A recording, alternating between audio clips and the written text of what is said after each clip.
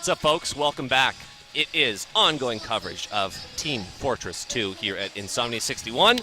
And we are back here on the analyst couch, the casting couch. We've got an eepily with us. We've got a nuze with us. What's up, lads? Hi, how's it going? Hey, how you doing?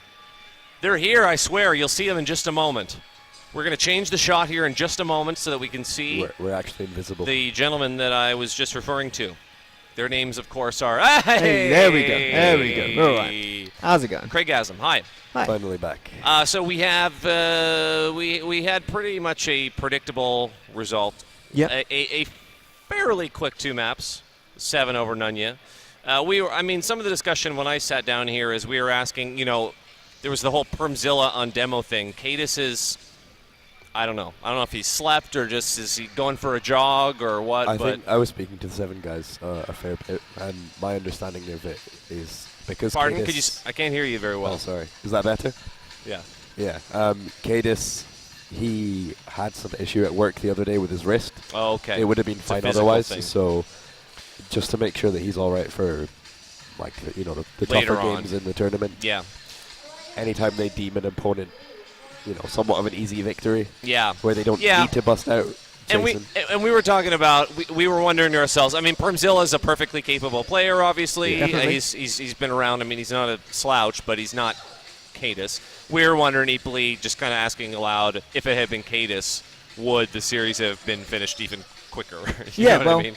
Obviously Cadis is the primary main caller for 7. Mm-hmm. He's the guy who's the kind of real brains behind the playstyle and their key kind of strategies. So as much as Perm's played with 7, 100 times before, he used to medic for them, he knows a decent amount of the intricacies. Mm-hmm. Not kind of being the guy who learnt the playstyle, not developed the playstyle, he won't have quite the same answers as Cadis probably would. That being said, obviously, a game against Nunya, like we said, it really doesn't matter too much because from a DM point of view, Perm's more than acceptable for this kind of game. Yep. And well, the result more or less spoke for itself. There was a couple blips by 7, but really it went quite predictably. Yeah. I mean, it was just kind of a safe way to start off the day. Yeah. I don't know if we can get a log up to have a look at some of the numbers and whatnot. Why don't we start with what we just saw, maybe? We'll look at process first if we can. Yeah, I mean, I get what you're saying. Perm, he knows the dance steps, but he's not, breaking any records or anything like that. But, it worked out. I'm sure Twitch chat is rude. I'm sure they had a big laugh about it all. He had, 4 frags on the first map, or I believe it was? Yes, yeah. 180 DPM on demo. The very slow kind of Badlands, but on neither map they were really tested, so on neither map did they really need to bring anything too crazy up. Let's get that process log up. We can... Oh, it's fine. He brought it back on process, at least on damage point of view. Yeah, a little bit. Yeah, absolutely. We saw some bright parts out of Nunya. Nunya are not a bad team. That's the thing. We see these matches like this where it's one, super top team versus one of the maybe lower teams, and it's easy to say oh, Nunya, what are they doing? But they had a lot of bright spots. Nuze, what stuck out to you? I saw a lot of mids, or not a lot, but a couple mids where Poppy and Skyper had some good moments, I think. What stood out to you for Nunya in terms of bright spots? I think, what would make sense to me, I'm not certain that is the case, but I think Pappy's the one main calling. And he's not that experienced a player compared to the guys on 7, but I think he's doing well main calling from his own point of view.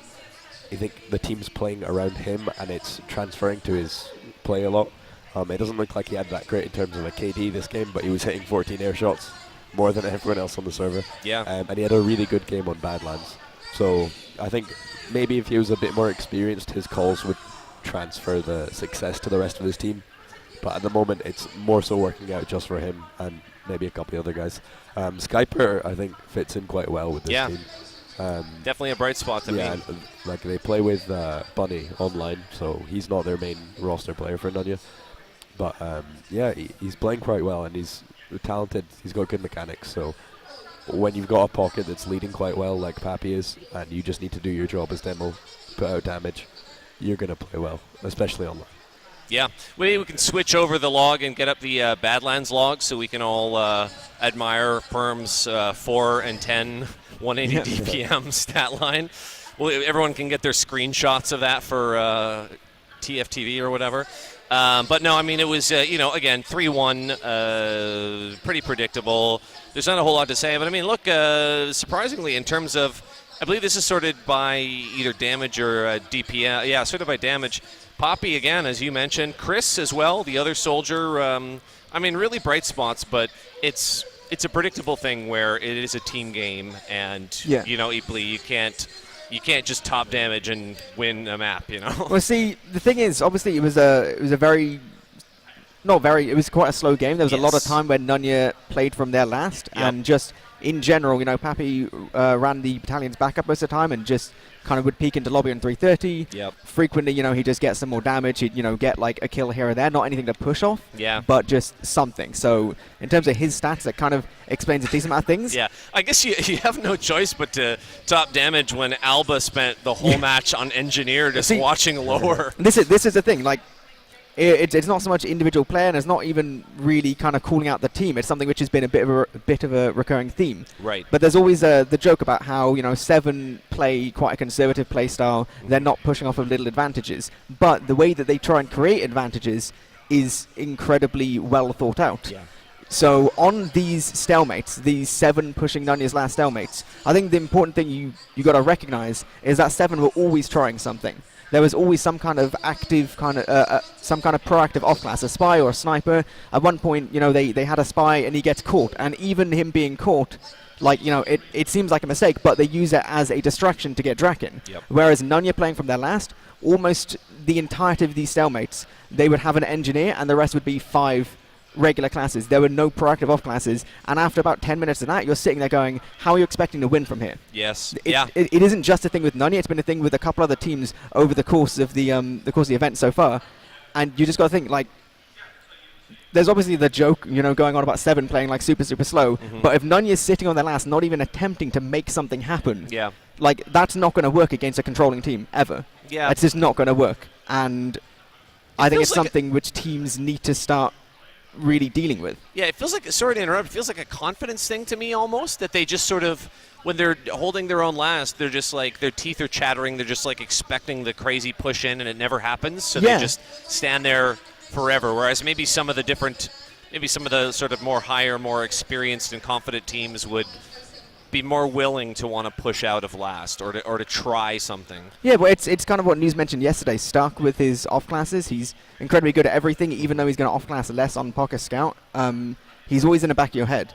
So if you're spending so much time thinking, what's Stark doing? Where's the spy going to come from? What's like the sniper sightlines? You're less thinking about how are we going to resolve this situation. Minimizing risk, not maximizing the opportunity to get an advantage. Yeah. And like I said, you saw there was a great deal of time stalemating on last, where really it was just a matter of time. Yeah. Until Se7en finally just made an advantage big enough to win it.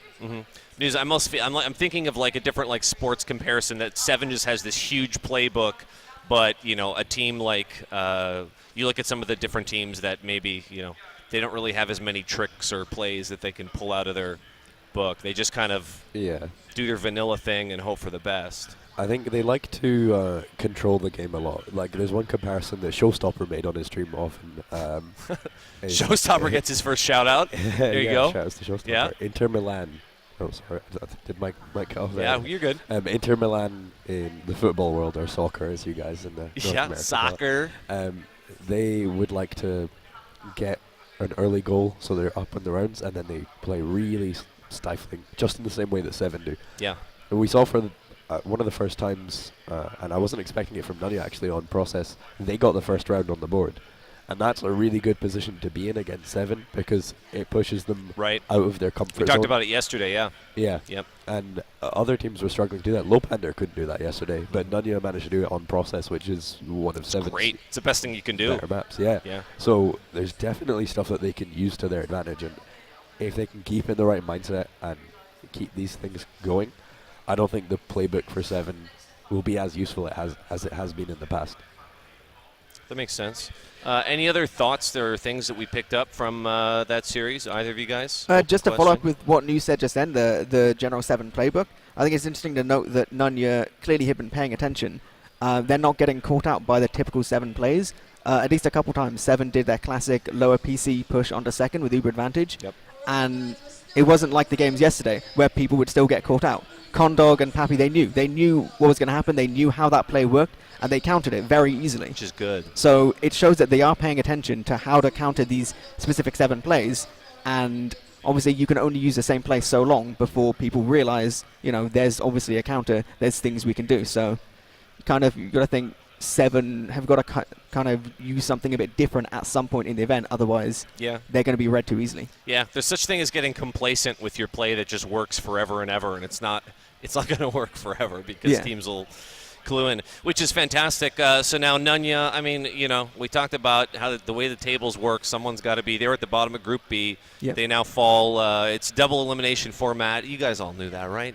So they'll fall, and they'll get their chance to claw their way back up. We'll see how that works out. Waiting for word on what the next series will be. We don't quite know yet. I'm being told by Gabe Newell it's going to be Swift versus someone. A new team has entered the tournament called Someone. Do we have any update on some of the other games in the bracket? Yeah, are there any other results that we have, production? It's Swift versus No Input 2-0. Again, that's basically a mirror match of what we just saw. Yeah, I think one of the other games was Low Panda Antic. Or what was Antic, it? Something Weeb Antic 2-0 over Weeb Tunnel. Yeah, makes sense again. Yeah. And then Low Panda Ascent was another one of the games. Low Panda Ascent. Do we have a result from Low Panda Ascent? There's a little man in my ear. That's why I keep touching it.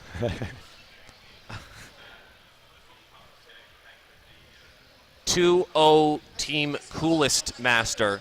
Production said Cooler Master. They're stuck back in 2012 or whatever it was. But Team Coolest Master with a 2-0 as well. A couple of places you can check out those results. I know that comp.tf has been updating the results pretty religiously. That's a fantastic place to go. Go to comp.tf and click the Insomnia61. I know I haven't had a chance to look at the i61.tf, but I know that was a project people were trying to work on as well. But dig around. It's the internet. It's 2017. You'll find the results, but we'll keep you guys up to date as best we can. So we're waiting on that next matchup. Are we waiting on like a series to end, or what are we waiting on? We have a golden cap happening right now on the second map between Ascent and Low Pander. And so, we're going to see that might actually go to a third map. We're not sure yet. So tell you what, I don't think we have a whole lot more to talk about. Maybe what we can do is take a short little break while we get ready for that one to shake down, and then we will come right back. We're going to have a whole lot more for you guys. There's a lot more TF2 coming. We got an upper bracket, we got a lower bracket, and we got a whole day of stuff planned. So do not go anywhere. Stick around. We'll see you in a little bit.